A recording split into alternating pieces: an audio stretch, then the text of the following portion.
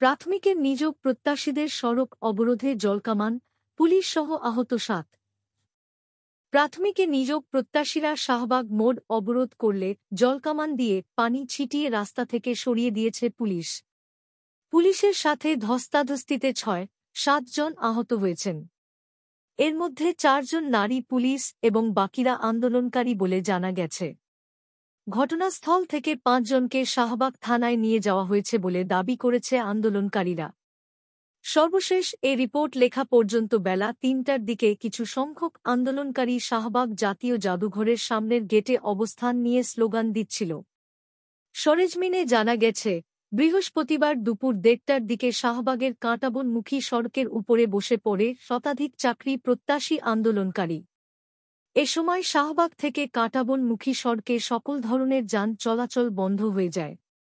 পরে বেলা ২টার দিকে পুলিশ জলকামান দিয়ে পানি ছিটিয়ে আন্দোলনকারীদের রাস্তা থেকে সরিয়ে দেয়। এর আগে সড়কে অবস্থান নিয়ে চাকরি আন্দোলনকারীরা বিভিন্ন স্লোগান দিতে থাকেন। এদের মধ্যে কেউ কেউ মাথায় জাতীয় পতাকা এবং কাপনের কাপ পরে আসেন। রমনা জোনের ডিসি মাসুদ আলম আমার দেশকে জানান, ব্যস্ত এই রাস্তায় অবরোধ করার কারণে যান চলাচল বন্ধ হয়ে যায়। প্রতিনিয়ত এভাবে রাস্তা অবরোধের কারণে মানুষের ভোগান্তি হচ্ছে বলে জানান তিনি।